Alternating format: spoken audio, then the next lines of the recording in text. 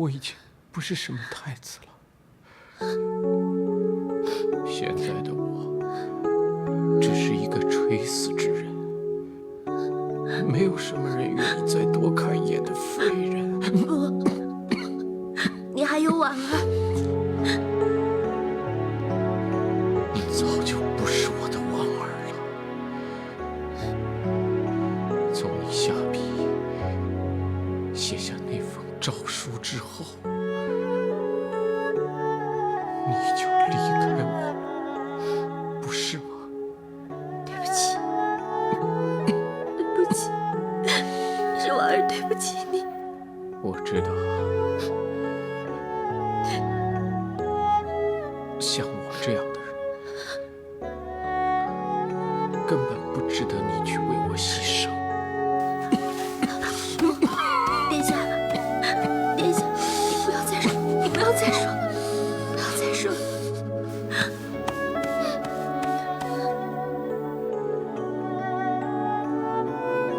可我还是要谢谢你，谢谢你昔日对我的恩情，谢谢你能在我垂死之前来看我一眼。殿下，婉儿，我好怀念以前认识的婉儿，无忧无虑，一起相识读书，一起赋诗为文。我也是。你慢点儿。婉儿，能再给我念一念你读过的诗吗？我特别想听听你读诗的声音。好。夜下洞庭初，思君万里余。露浓香北冷，月落尽凭序。好听，真的好听。我好想每天都能听到婉儿的声音。殿下，殿下，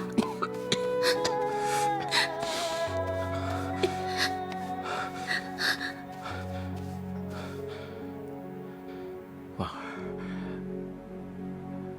我很累了，我想睡会儿。你继续念，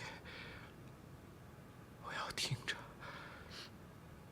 你的声音进入梦乡。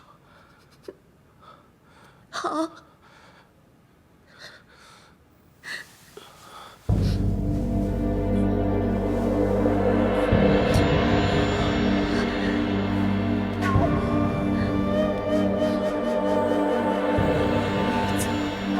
江南曲，叹复尽北书。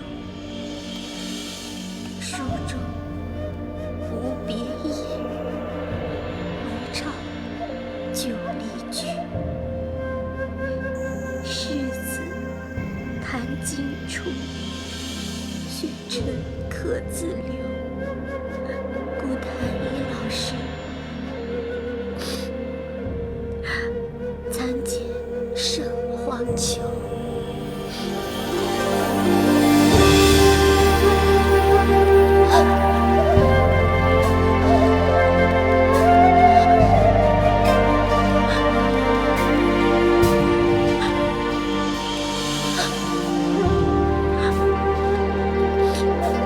出笔。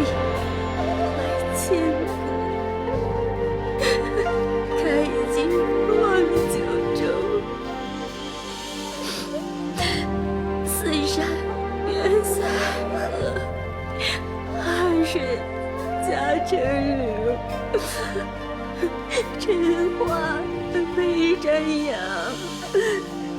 天北皆献丑，太平辞早逝。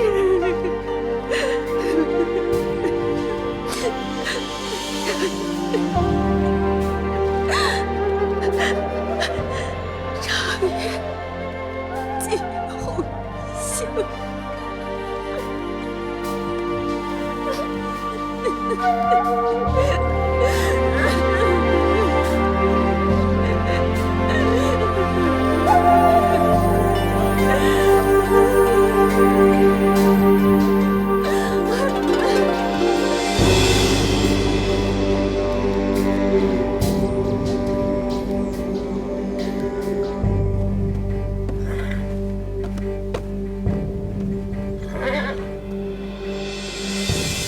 怎么样？婉儿说，她要考虑。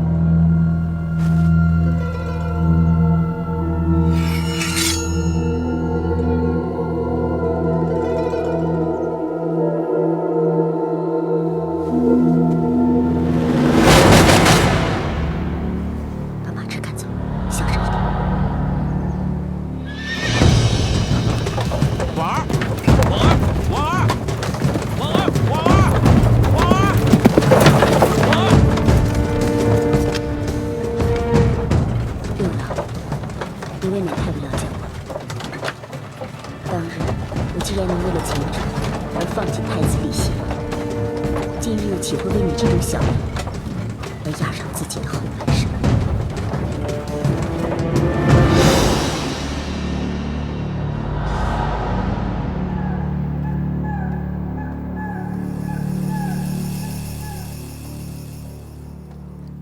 皇上，他药煎好了，可以服用了。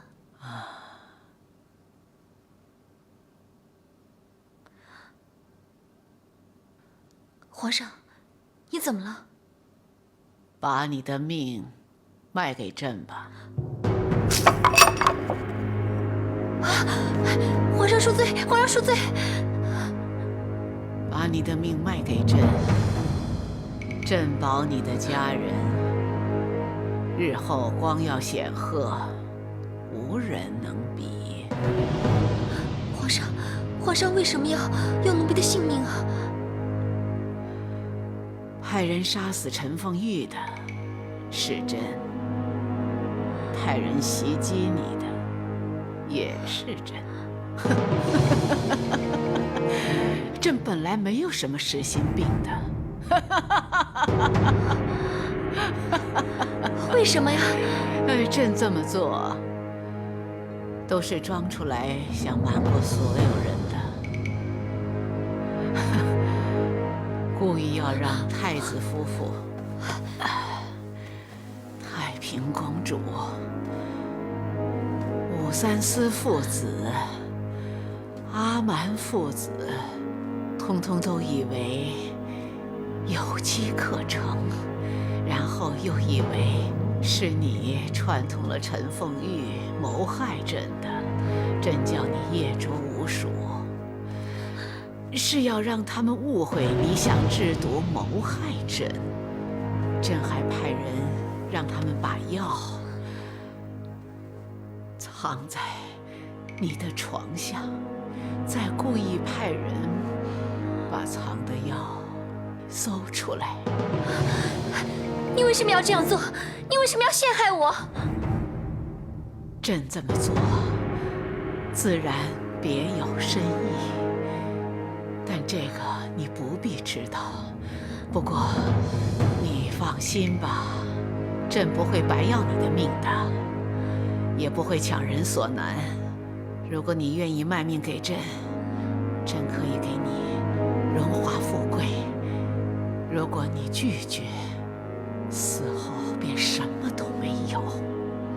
人都死了，还要荣耀干嘛？我还要照顾我妹妹，我还不能死。我也不想死。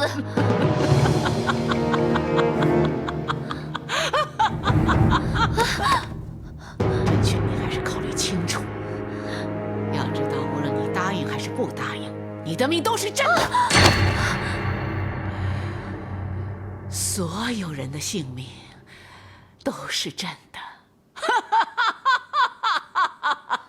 所有人都是的，都是朕的。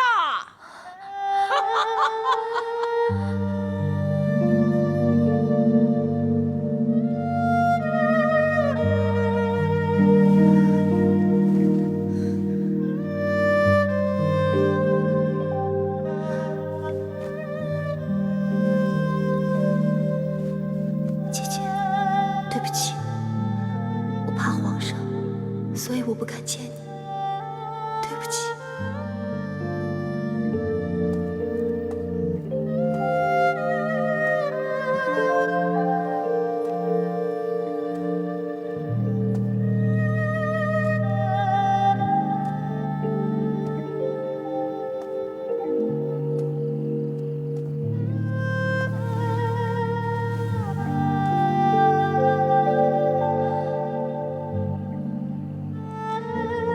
到底皇上要我的命干嘛？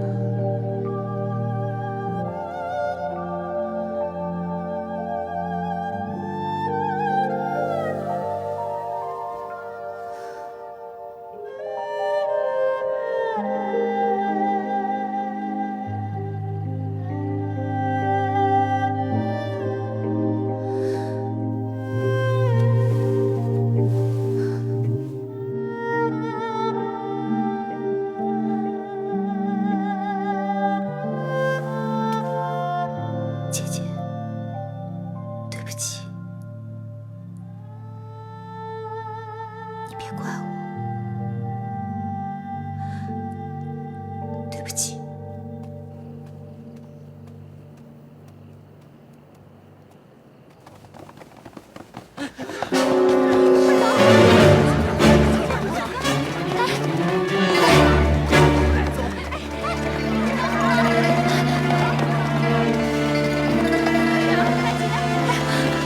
发生什么事了？皇上御赐驾崩了！难道那个宫女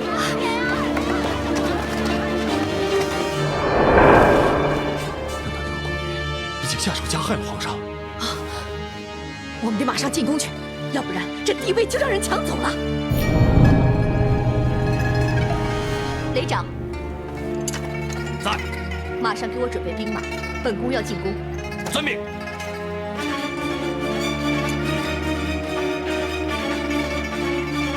爹，咱们的兵马已准备妥当，随时候命。好，究竟这消息是真是假？相信太子、太平公主、吴三思他们一听到这个消息，定然马上发难。难道他们想？方生，调集兵马，我们要夺宫。是。皇上，皇上！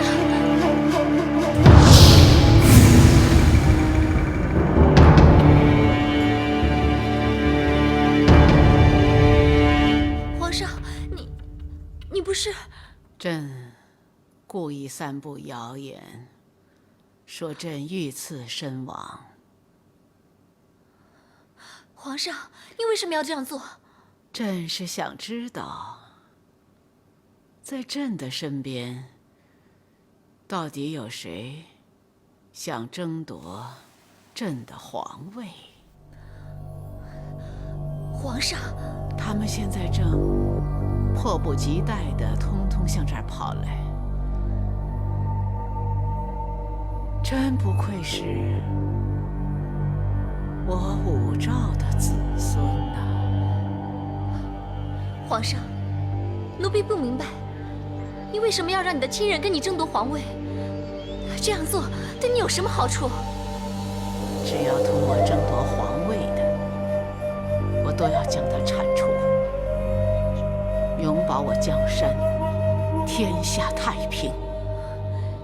你不挑动他们，他们未必有这个胆量来跟你争斗。如今，你不但陷害他们，你还陷百姓于兵荒马乱之中。你不是要保天下，你是要毁天下。既然他们以为朕遇刺身亡，便会以为你是凶手，你还留在这里干什么？你不怕他们抓住你，然后再把你这个凶手千刀万剐？你能为朕扫除逆党，你算是立功了。那你走吧，这些珠宝都是你的，无论你的命卖不卖，朕都要定了。你从南边应天门逃出城外，或许还能保住你的性命。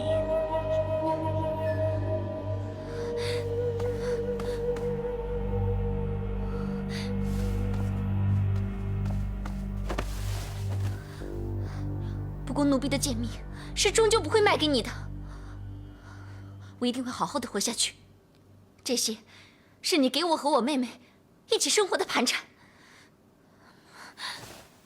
记住，要想保命，从南边应天门出城。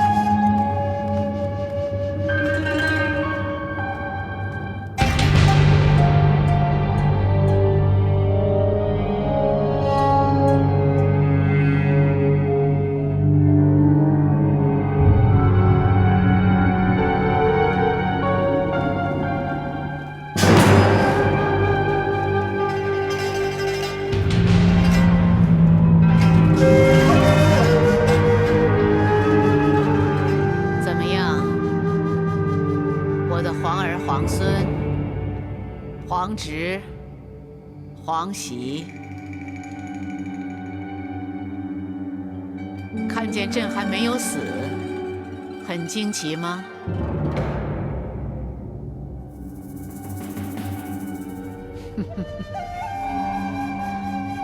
听闻皇上遇刺，五内如焚。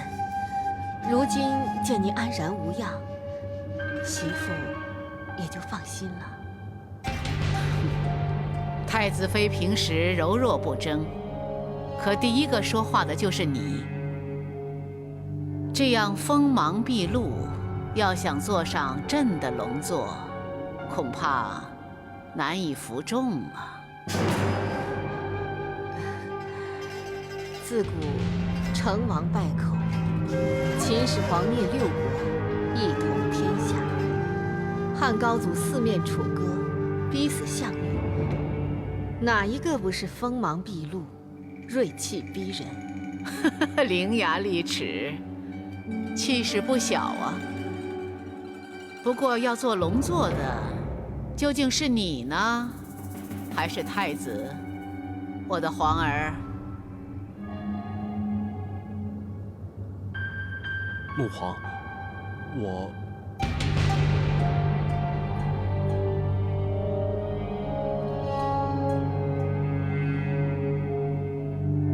皇上贵体无恙，那是哪个散布谣言，说皇上遇害的呢？是朕。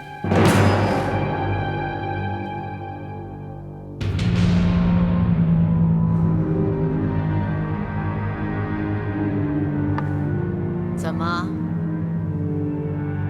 怕朕有阴谋吗？皇上是我们的娘亲，娘亲又怎么会谋害自己的子女呢？八皇兄不就经常这么说吗？八皇兄，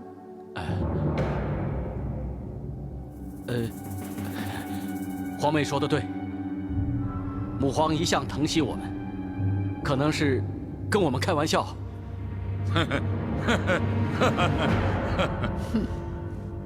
如果你们还笑得出来，那就尽管笑吧。朕也想看一看，到底谁可以笑到最后。不错，朕假传遇害，便是要让觊觎地位的人站到朕的面前，也好趁朕还在地位的时候，带朕看个清楚。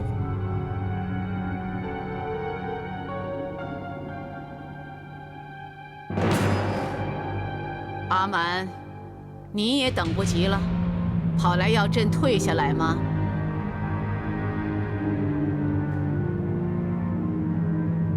可是阿满已经坐在棋盘前，不得不思前想后，争取胜算呀，皇祖母。让你赢了一盘棋，你就拽起来了。天下胜负，朕是不会输的。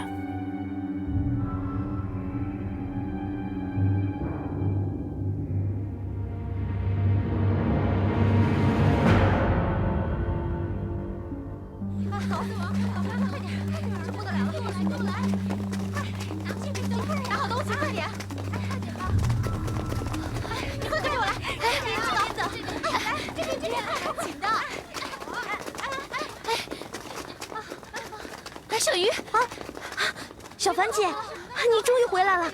你知道吗？皇上驾崩了，什么皇子、太子，这个王那个王，全都带兵冲进来了。看来这一次要死很多的人，我们快点逃跑吧！啊，小福呢？小福，哦，小马哥已经带他逃跑了。现在这时候，所有的人都冲向迎仙宫，我们朝反方向的应天门逃跑吧。走。此刻你由南边应天门出城，或许还能保住你的性命。可怜的人不止我一个，其实皇祖母也很可怜。其实朕也很想相信是没有人要害朕的，可惜这是个笑话，当不得真的。小凡姐，我们快走吧，快走啊，小凡姐！小鱼，你先走，我要去个地方。哎，小凡姐，小凡姐，此刻危险，你还要去哪里啊？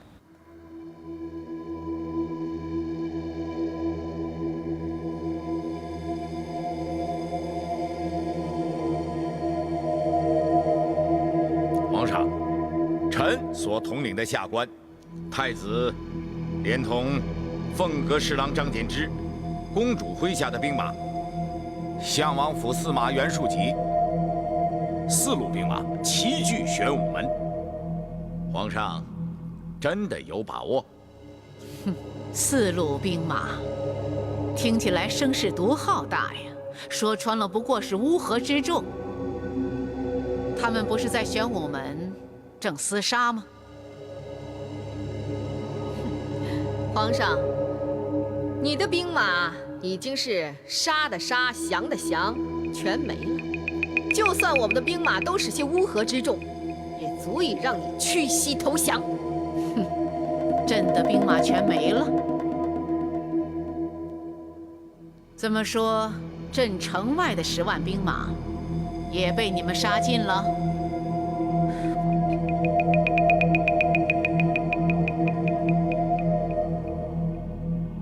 皇上，皇上，皇上！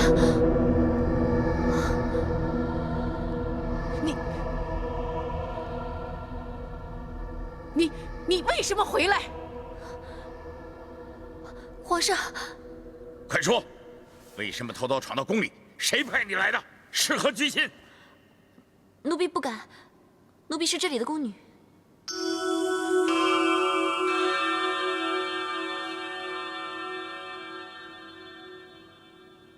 皇上他们是想让他欺骗我们，让我们误以为是他谋害了皇上，好引我们来争夺皇位。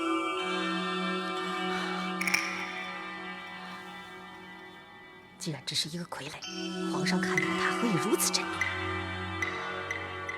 或许他还真的不是一般人。是，不然皇上为何如此震怒啊？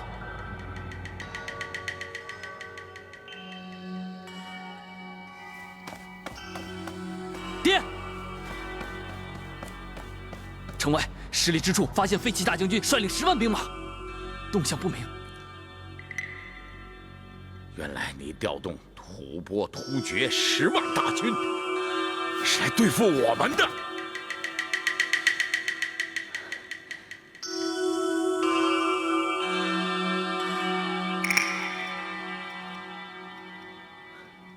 我们进宫已有1个时辰，按理说，他们早就应该发兵围剿，可为什么到现在，他们还是按兵不动呢？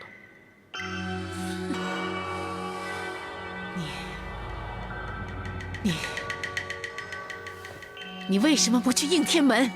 难道你忘了朕说过的话吗？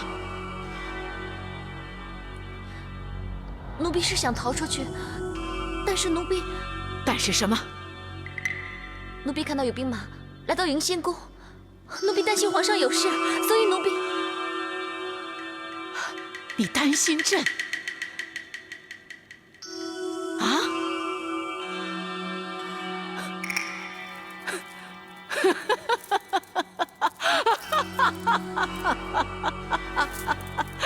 天意呀，天意！朕让你从应天门逃走，因为朕早已命人在那儿监视着，一见你出城，即是时机成熟，马上通知城外兵马挥军灭贼。谁料你竟担心朕，而又跑回来，你这是令朕功亏一篑呀！你原来这个丫头就是发兵的暗号。如今暗号发不出去，10万兵马只能按兵不动，我们不会有事的。皇上，你的10万兵马已经形同虚设，你现在还有什么可以跟我们较劲的？媳妇劝你，认命吧，你的皇朝结束了。那朕要知道，谁的皇朝要开始了呢？太子的皇朝要开始了。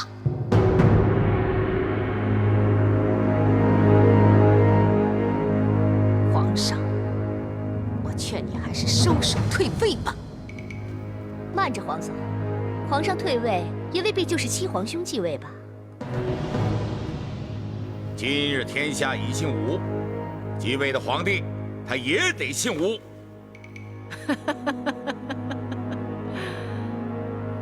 皇上不是已经赐太子姓武了吗？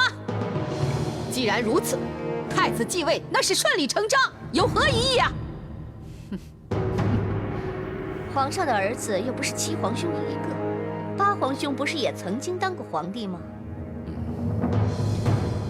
七皇兄啊，继位仪式兹事体大，不如大家从长计议吧。或者我们再商量商量。有什么好商量的？现在，张柬之、崔玄伟还言范、敬辉4位大人都已经站在我们这边了，太子继位势在必行。哼！玄武门外，你我兵马相当，势在必行的也不止你一个。如今天下逆转，皇上以女儿身登上大宝，继承大业，未必一样是男人吧？哼，妹妹，我还以为你是替八王爷说话呢，原来是自己想当皇帝呀。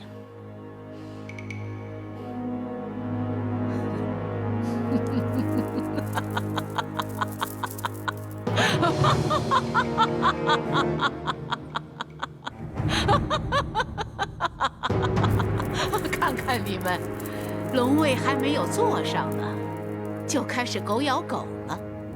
你们如此互不相让，朕倒想知道，你们凭什么掌管天下？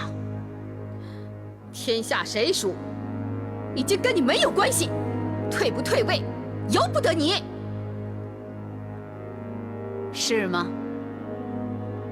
想要夺位，除了要让朕退位之外，难道不要传过玉玺吗？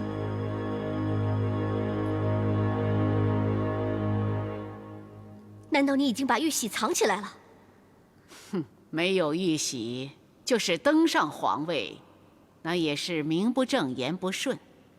何况朕的10万兵马还在城外，没有朕的号令是不会退兵的。怎么？你们争来争去，以为可以坐上这个皇位多少日子啊？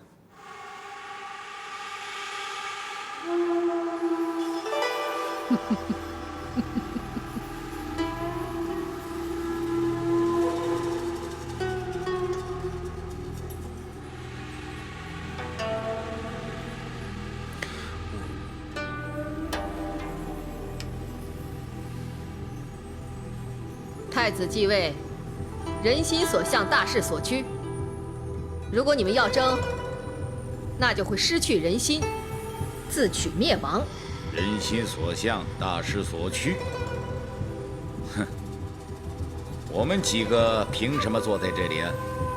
大家心里都很清楚，任何改朝换代，靠的是实力。别冲动，有话好说嘛。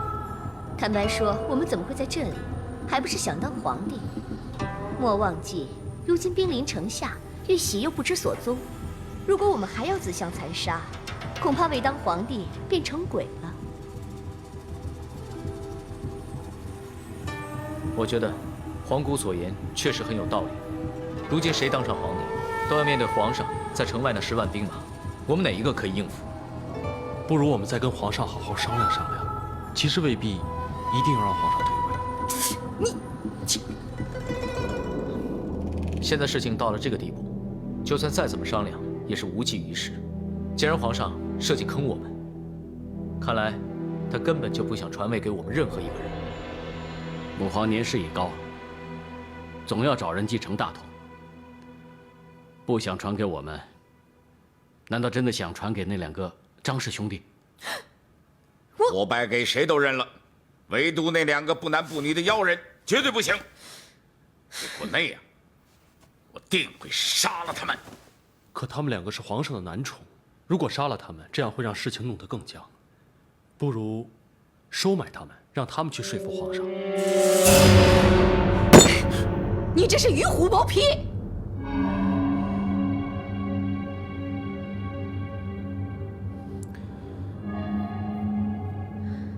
事到如今，成王败寇，我们没有什么退路。如果你们大家愿意助太子成就大业，那到时候封王拜相肯定要比目前显贵得多。我不敢食言。反之，要是你们敢和我们作对，那我也敢保证，到时候即便是尸横遍野，我姓韦的就算流尽最后一滴血，也要踏着你们的尸体助太子登上帝位。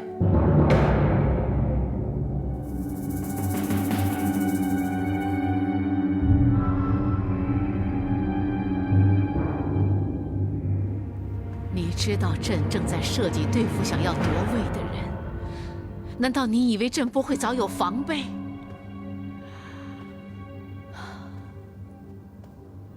朕倒要问问你，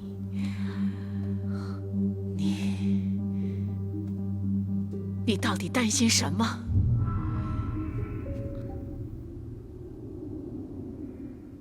你为什么又跑回来？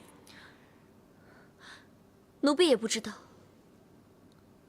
奴婢只是觉得皇上很可怜，所以担心皇上有事。朕可怜？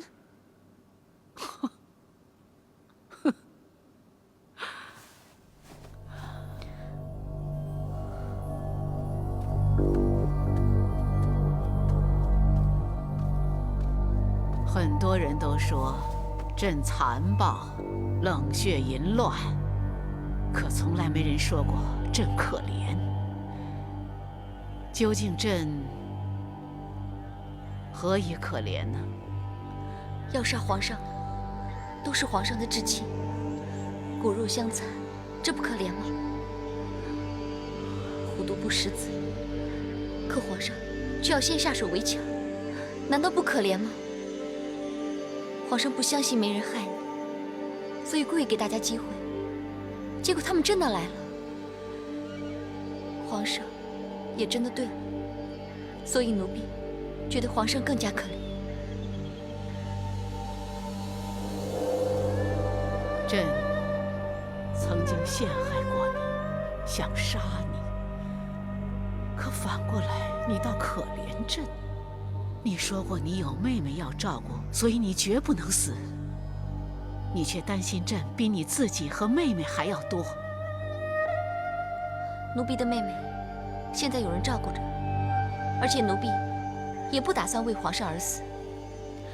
奴婢只是想来看看皇上，就是这么简单。就这么简单？就这么简单吗？人算不如天算，朕诈作杀你，又要买你的命，全都是要你痛恨朕。到朕放你的时候，你会毫不犹豫地走，你会不知不觉当朕的传信鸽。其实皇上大可以去派心腹办这件事情，不是更妥吗？朕没有心腹。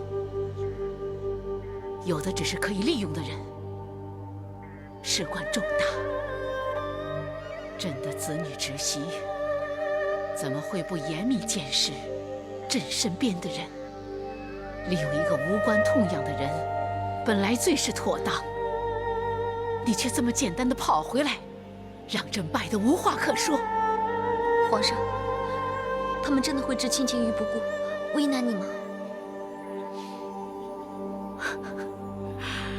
朕没想到，最后败在了你的单纯，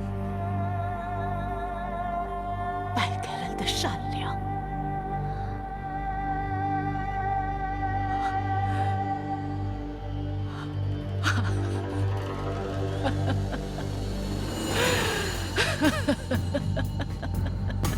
冷姬，你要记住爹说的话。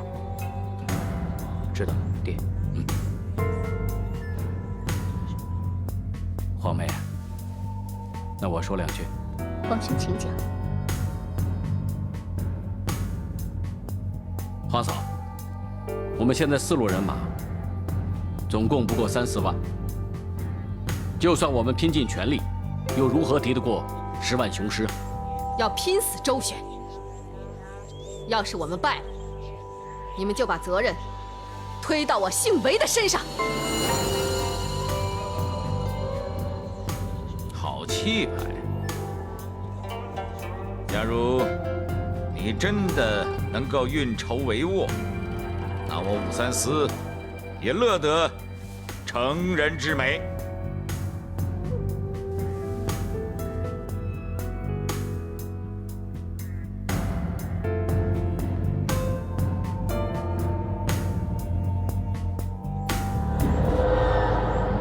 皇兄，如果你继位之后恢复大唐国号，还礼堂社稷。皇帝定当匡复太子，一战定江山。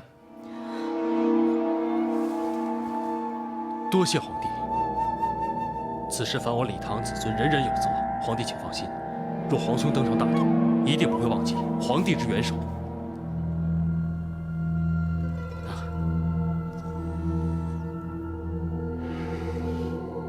难得两位皇兄同声相应，同气相求，小妹又岂有置身事外之理？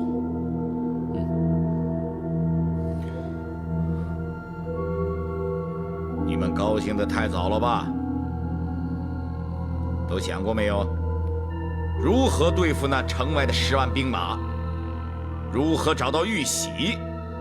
你们是否已经想好了应对的计策？啊？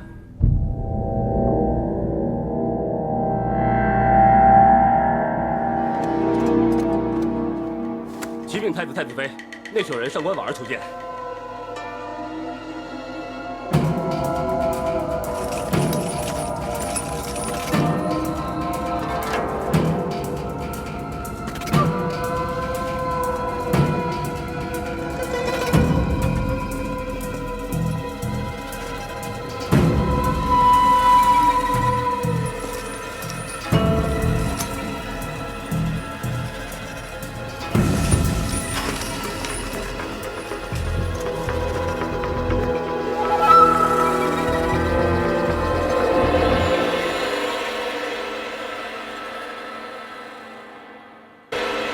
请皇上速速退位。看来，终究还是你赢了。令月虽有朕的风范，可是不及你狠。三思狠，却没你聪明。龙姬，你很聪明。但毕竟重情，最终只有你才是朕活脱脱的写照。承蒙皇上赞许，媳妇一定会辅助太子好好治理天下。既然你跟朕一样，太子还能驾驭你吗？终有一天，你会按捺不住，踏上篡位之路。你以为朕会让武士天下变成韦氏江山？太子妃是全心匡扶我，成就大业。皇上勿要挑拨离间。果真夫妻情重，到你死在他手里的时候，你便知道他的眼泪可是要你的命。我一定会要人的命。可不是太子的命。你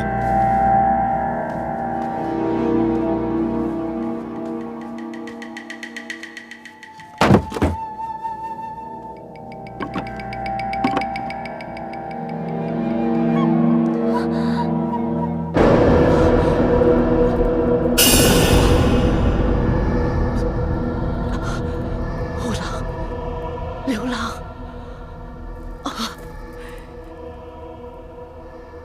你们一去，叫朕如何活下去？朕已经垂垂老矣，这些年来，有他们为朕排遣顾忌，你们用不着杀他们。如今你们让朕难过，朕便要让你们活得更加难过。皇上，你误会了。其实让你难过的不是我们，是他。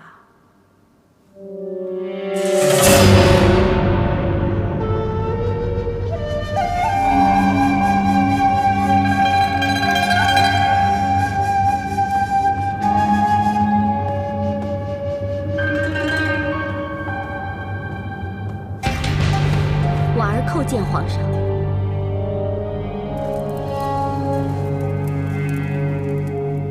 是你出卖朕，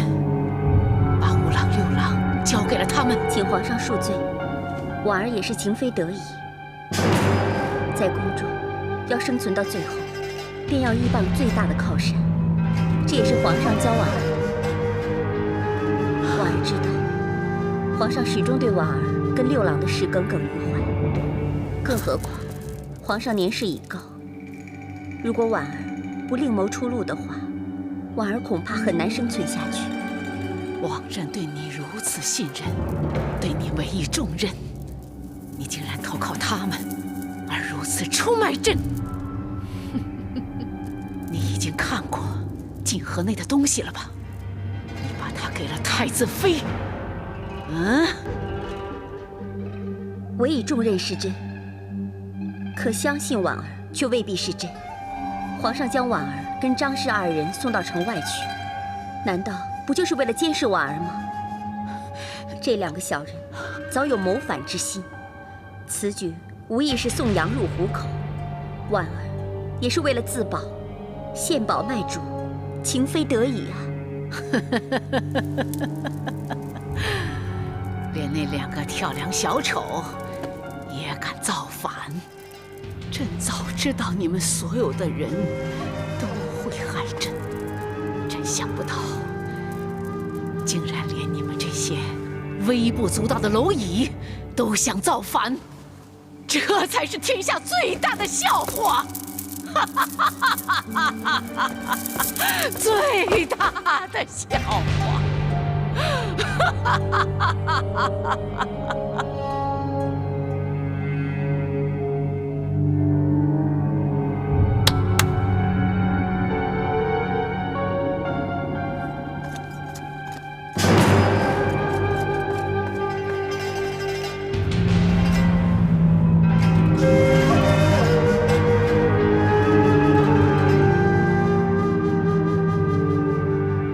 自秦以来，传国玉玺，乃国之重器，得之受命于天下，失之气数已尽。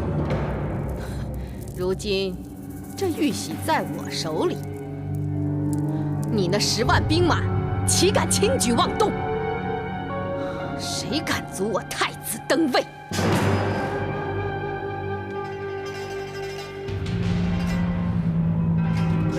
死老太婆，你气数已尽。那又如何？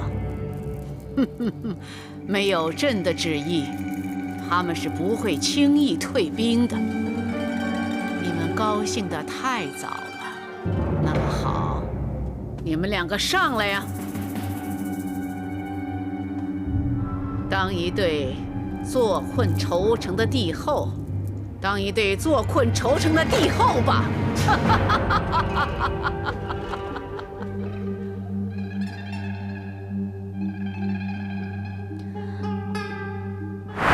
皇上昭告天下，传位太子刻日于通天宫登位。上次所有的兵马进城，我们还没有出宫，就被兵马挡回来了。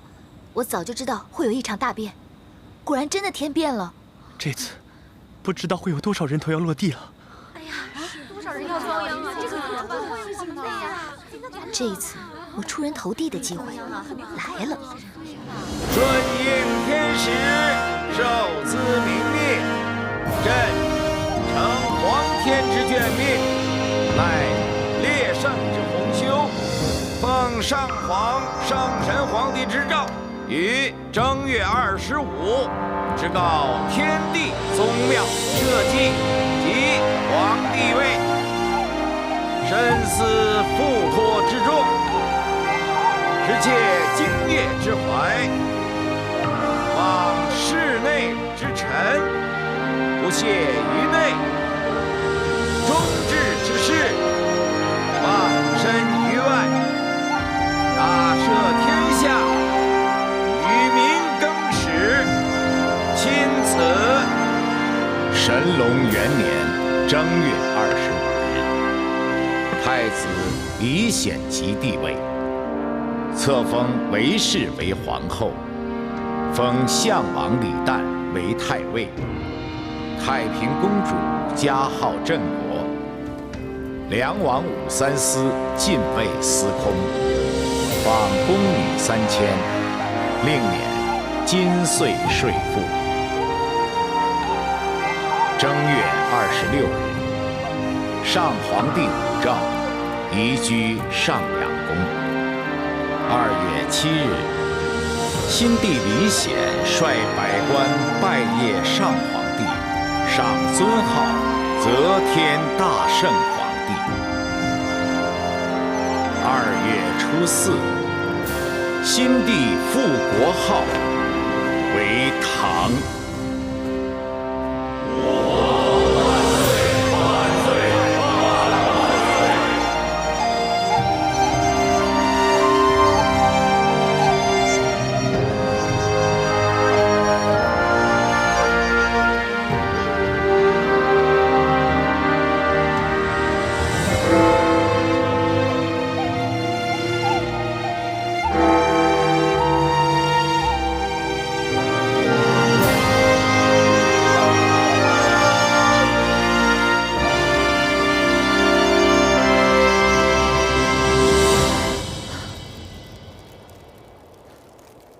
才刚过初冬没多久，天气一下变那么冷。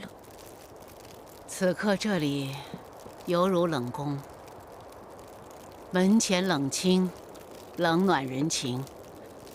如果你还学不会冷心冷面，你迟早会冻死在宫中。如今只有奴婢陪在太上皇身边，你就放过奴婢吧。就算你再怎么责怪奴婢，日子也不会好过一点。可是也不会更难受啊！哎呀，真是虎落平阳被犬欺呀！想当初谁不对老夫前呼后拥，今天却呼呼喝喝，真是人情冷暖呐！说的是呀。奴才叩见太上皇。你们2个这般大呼小叫的，所谓何事？回太上皇，刚才刑部，皇上已经下令恢复大唐旧制，天地春夏秋冬6宫，恢复吏礼户兵刑宫6部，神都也改为东都称号，就连皇上他也不姓武，他改姓李了。刚才刑部通知奴才，2位张大人的府邸已查收完毕，应太上皇所求，将他们的遗物带回给太上皇。可是那些看门的小太监是百般刁难，又是盘问，又是查实，是奴才据理力争，才得以放行啊！狐假虎威！皇上请过目。奴婢来帮你。5郎6郎的东西，朕不要别人碰。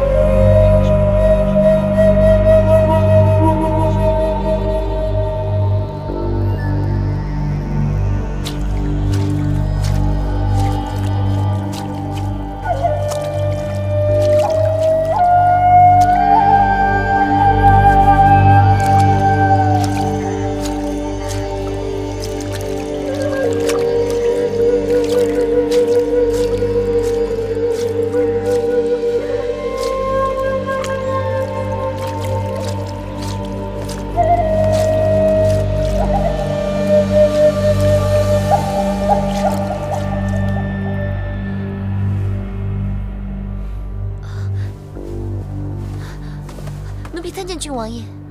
免礼。你我曾经共患难，纵非知己也是良朋，你大可以叫我3公子。你孤身一人随皇祖母移居上阳宫，实在是辛苦了。多谢3公子关心。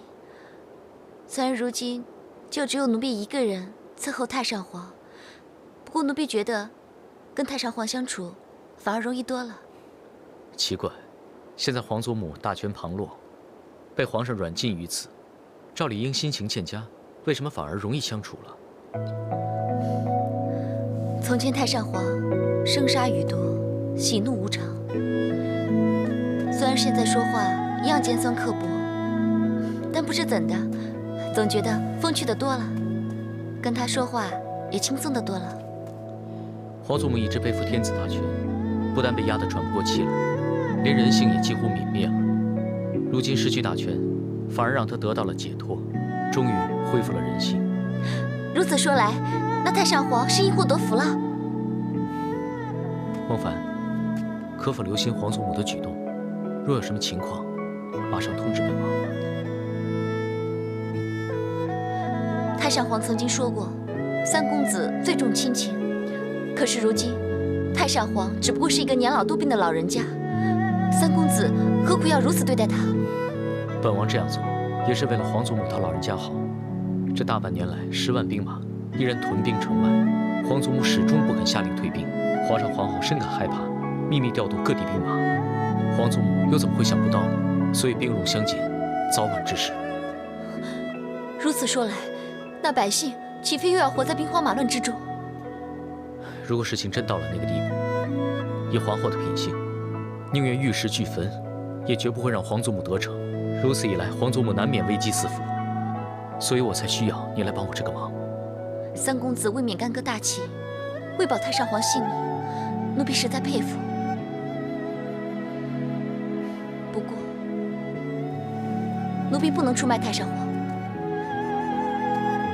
这怎么能算是出卖呢？太上皇最痛恨人家出卖他。上官大人的事情已经很让他心痛，他现在有病在身，就连服用丹药的事也是由奴婢一个人负责。可见太上皇只信任奴婢一个人，所以我绝对不能做出同样的事情。更何况奴婢相信太上皇也不想看见兵戎相见的。早年他废了李氏皇帝，然后自封为帝，之后把起兵反对他的人全部杀绝，今天也会是一样的。不一样的，我不懂该怎么说。总之，我就相信他不会。纵使你没有看错皇祖母，可是皇上武三思，就算是本王和我爹为了争夺天下，都会不惜一切的。如果你真的要站在皇祖母那一边，那就千万要小心了。多谢三公子关心，奴婢定当谨慎小心。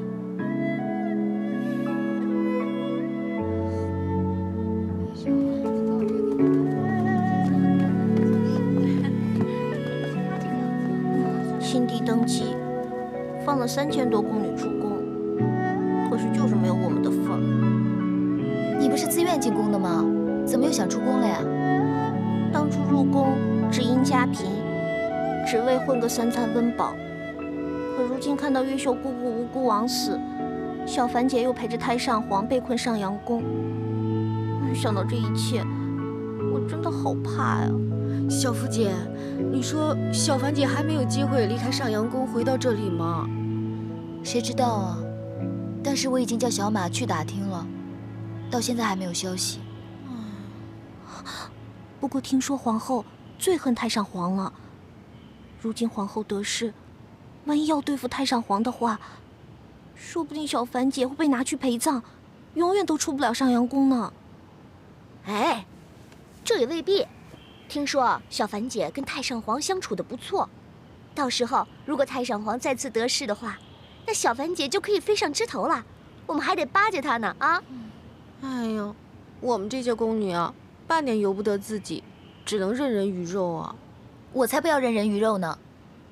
我要做主，我要当家，我要找最大的靠山，我才不要让别人欺负我们姐妹。对。你们都在呢。哦，周公公。参见周公公。免了，皇后懿旨，让你进宫觐见。皇后娘娘要见我？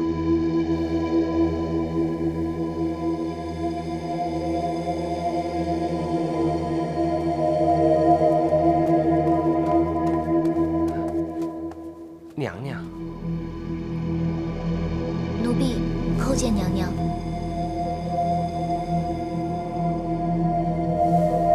你会梳头吗？奴婢会。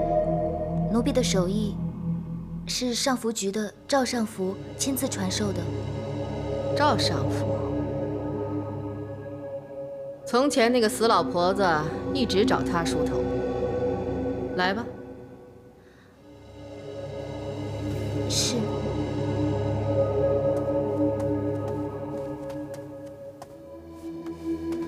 奴才告退。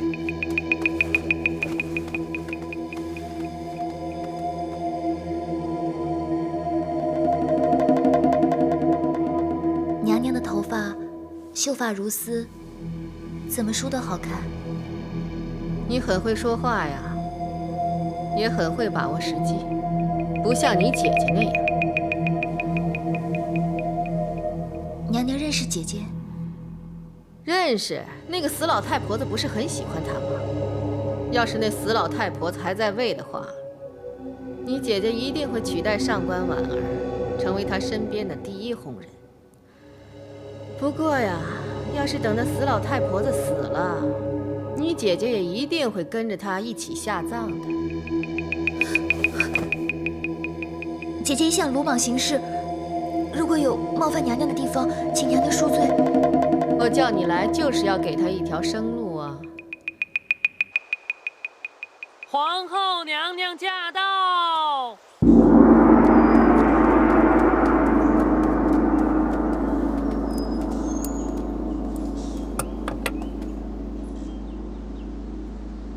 媳妇叩见太上皇。奴婢叩见太上皇。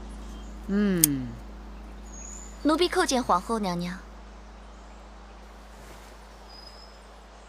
听闻太上皇凤体为和，媳妇特来拜见问候。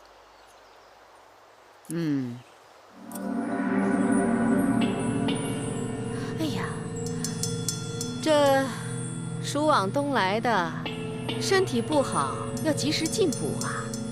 我这儿有一锅狗肉，正合时宜，太上皇趁热吃了吧。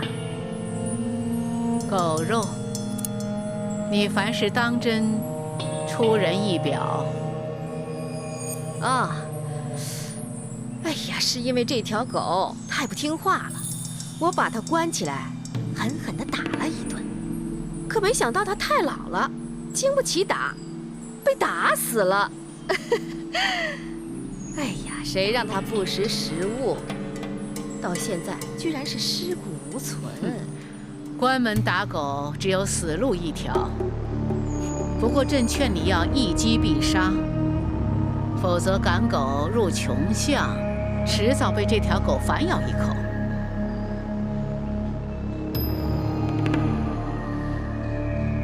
孟凡，本宫不吃狼心狗肺，喂狗吧。奴婢遵命。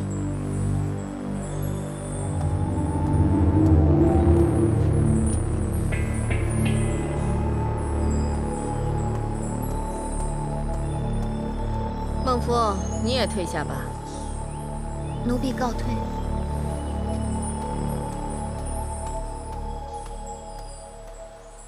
如今已无旁人，你有什么话，尽管讲吧。皇上已从各地调来20万大军勤王，为了避免兵戎相见，我劝太上皇速速下旨，退兵吧。20万大军，有多少是三司的兵马？还是太平公主和八皇儿的？就算你赢了，你那江山，可又剩下多少？朕劝你还是偏安一隅，做你的皇后吧。得了吧你！朕当皇帝的人才称自己为朕，你现在又不是皇帝了，别朕的，朕个没完没了。哼，叫什么没关系，这片江山就是让我拱手让出去，我也要交给姓武的或姓李的，但绝不会交给姓韦的。是吗？你愿意交给姓李的、姓武的？我看你谁都不愿意给。我那一对儿女，重润、先惠，他们不姓李吗？可你又待他们怎么样？他们不是也惨死在你的手中吗？可怜我那2个孩子，连20都不到，贤惠，还怀有身孕。你听信那2个妖人的几句妖言，就把他们给活活的毒死。你到底杀了多少姓李的呀？啊，你自己都数不清了吧？无论镇杀再多的人，也都是为保举江山。你想不劳而获，痴心妄想。好啊，那本宫就跟你耗下去，好好看。啊！哎呀，你看，你现在都是82岁的老妇啦，老妇！本宫呢，比你年轻30多岁，我倒要跟你好好看，到底谁长命百岁，到底谁笑到最后。你想跟朕比长命，朕乃万岁，你可别后悔。万岁！我看你没了地位，没了那2个妖人，你还能活几天？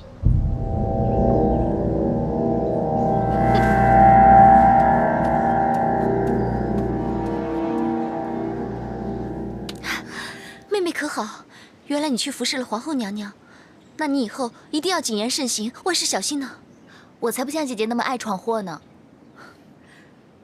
姐姐，对不起，那天跟你约了要相见，可是皇后娘娘急着召见，所以让姐姐空等。你不会怪小福吧？姐姐怎么会怪你呢？姐姐只要知道小福每天过得开开心心，吃好穿暖，无病无灾，就算不能天天相见，姐姐也就满足了。姐姐这么疼妹妹，妹妹当然也要这么疼姐姐啊！别卖口乖，你要听话。你要知道，这宫里头是最危险的地方，就算姐姐多想保护你，也力不从心，我们也只能任人鱼肉。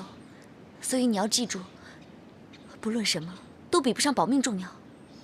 我知道，我一定不会任人鱼肉的，我一定要保住性命，在宫里活到最后，笑到最后。姐姐，如今太上皇已经失势，不如你跟我一起投靠皇后娘娘，这样我们就可以在一起了呀。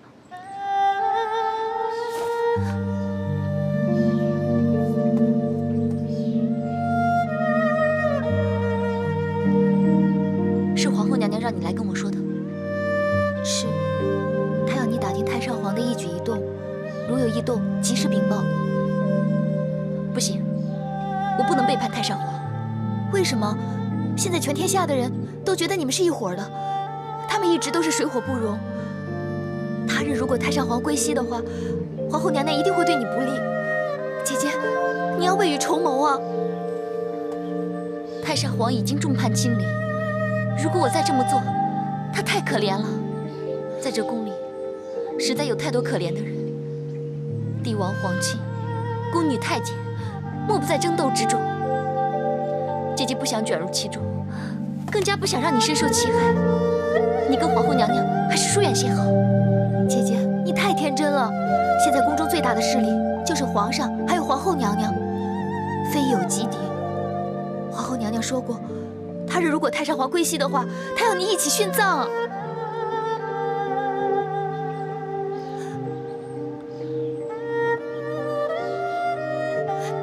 这是最后的机会。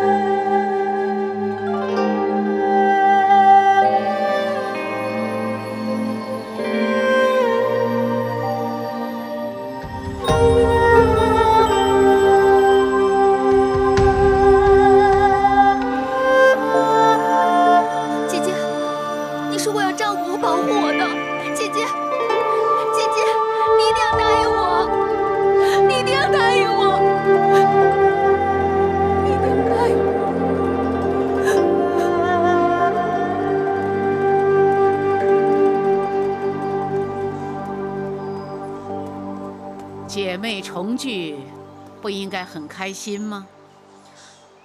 太上皇，你怎么知道？刚才那个小宫女一进来，你的目光便再没有离开过她。你不是对我说过吗？这宫中你还有个妹妹，不问便知了。她叫你投效皇后了？太上皇，这个你也知道？刚才皇后拿来一锅狗肉，岂会只是为嘲讽朕的？她是故意制造机会让你们姐妹俩独处。当然，皇后是另有目的的。这是什么？都瞒不过太上皇的眼睛。朕14岁入宫，快要70年了，看尽了人间百态，谁骗得了我呢？不过只有那一次，那就是你，竟然让朕大出意外。骗你的，骗不了你；不骗你的，却骗了你。那是奴婢的问题，还是太上皇您心思的问题啊？你是讽刺朕心地不好吗？奴婢不敢。那皇后拿什么要挟你归顺她？皇后娘娘要奴婢陪太上皇殉葬。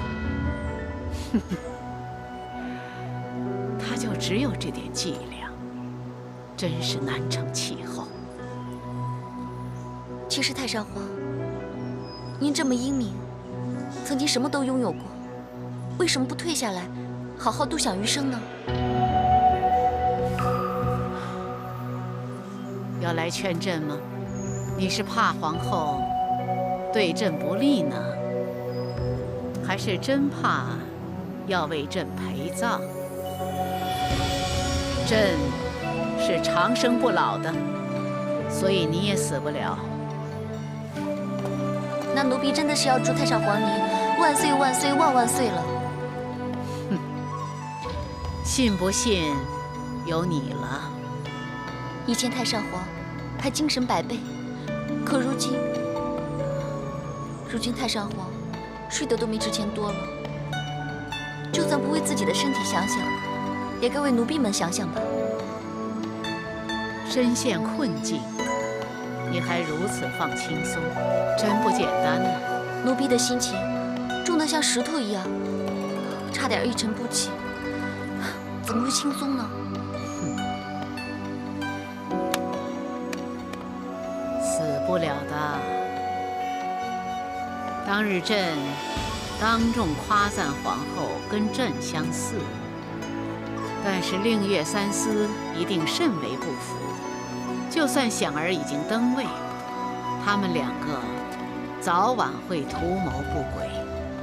你想想，在这种形势下，皇后的凤座是不是可以长稳安坐而毫无隐患呢？原来早在当日，你就已挑拨离间。可是他们始终是你的至亲啊，你怎么下得了手呢？自古多少帝皇是死在至亲之下，要成大业，便要六亲不认。难怪太上皇当日会赐死皇帝的一对孩儿。听闻太上皇还把自己的亲生女儿也给杀掉。你，奴婢失言，奴婢知罪。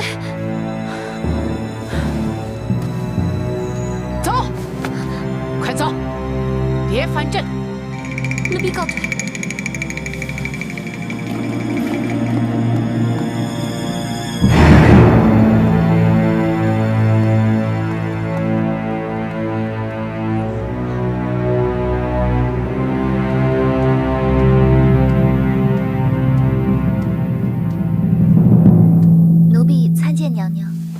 免了，孟夫啊。那件事情你姐姐答应了吗？答应了，当然答应了。有谁是不怕死的呢？嗯，好啊。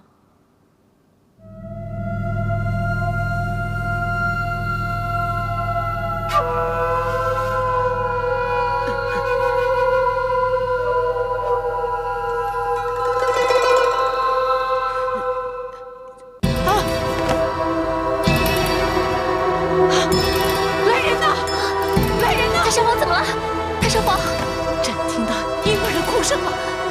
没有啊。有，这真的听到了，哪儿的哭声呢？很惨，真的有哭声，真的有。或者是做梦快去呀！快去呀！快去！太上皇，没有啊。不是又在呜呼一阵吧？别闹了，没有人会相信你的。我的药呢？快拿来！我的药，放在这儿。我的药，太上皇，少吃点儿。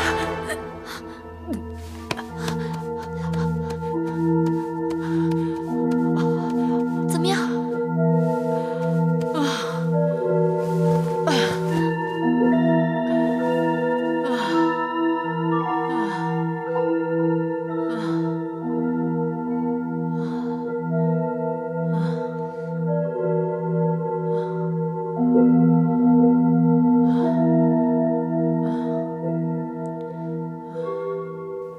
什么？你竟然欺骗皇后娘娘！我也不想这样啊，但是姐姐她不肯，皇后娘娘又一直追问，我总不能告诉她真相，她会杀了姐姐的。哎，可是那也不是办法呀。皇后娘娘要孟凡去监视太上皇，可是太上皇真有什么动静的话，你也不知道啊。哎，到时候你们姐妹俩可是要杀头的。那怎么办啊？小马，你帮我去劝劝姐姐好不好？帮帮我。哎呀，不行，你姐姐最疼的就是你。你都不行，何况是我呢？那完了，完了！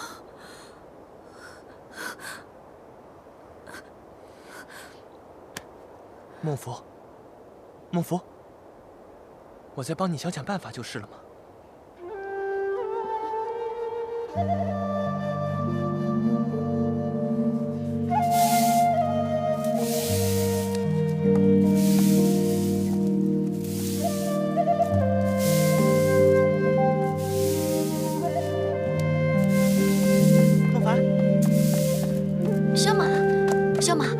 跑这里来了？这里可是软禁太上皇的地方，要是被误会了，可是要杀头的。哎，这不天气慢慢转凉了吗？内侍省让我送点木炭过来。哎，对了，听孟福说皇后娘娘要挟你，要把你给太上皇陪葬，你到底有什么打算？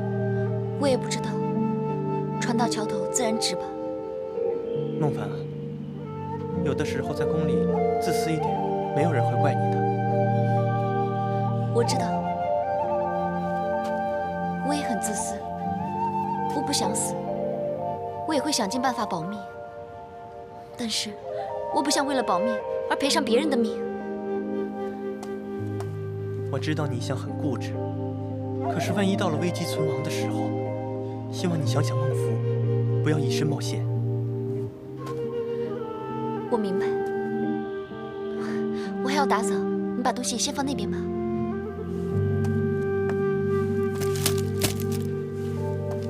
那我先走了啊。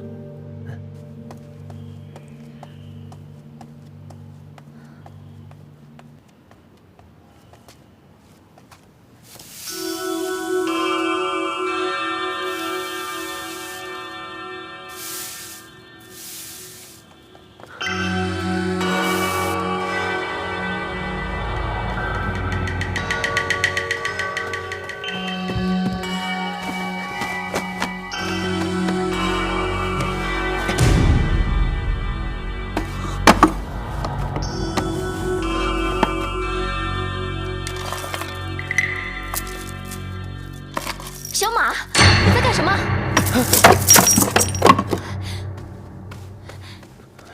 你想干什么呀？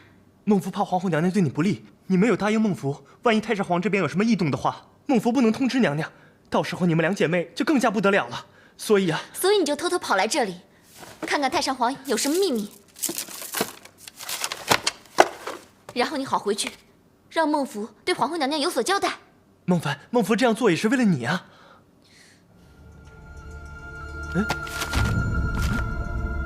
这不是石经金光藏景陆行神经吗？这是本道书啊，我还以为有什么秘密呢。这是什么书啊？啊，这你就不懂了吧？告诉你，鲁公公曾经跟我说过这么一个故事，说春秋的时候，周烈王太子姬晋，他呢遇到了一位仙人，仙人教他的这套石经金光藏景录行神经，说只要练30年，练成了金丹，便可麒麟跨凤升到天上去，人称升天太子。这个不就是活脱脱的神仙故事吗？两位国公爷，干嘛要收藏这个东西呢？我想，也许他们跟秦始皇的想法是一样的，想成仙吧。哎，每个朝代的皇帝都想长生不老。真没想到，二张这2个妖人也想成仙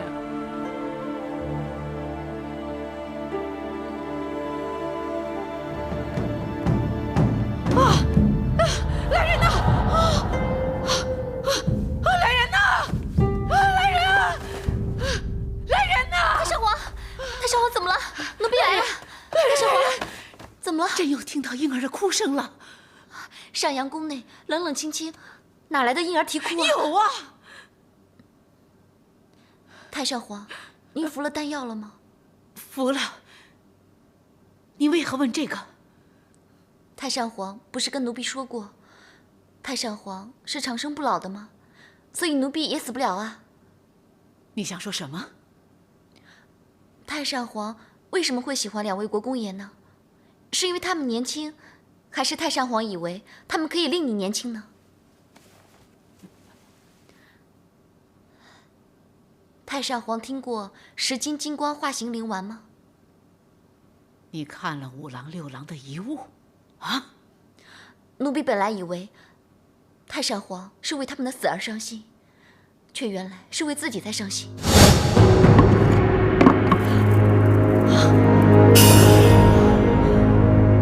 5郎6郎，你们5郎6郎，你们这么一去，叫朕如何活下去呀？奴婢来帮太上皇。5郎6郎的东西，朕不让别人碰。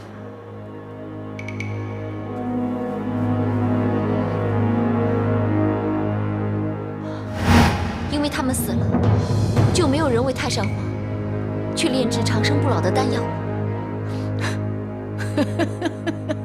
那2个小丑暗中反对朕，值得朕伤心吗？当年如果不是要他们为朕寻找长生药，朕才不会把自己的孙儿和孙婿亲手杀了。你为了长生不老这些个无稽之谈，竟然亲手杀死了自己的孙儿孙婿。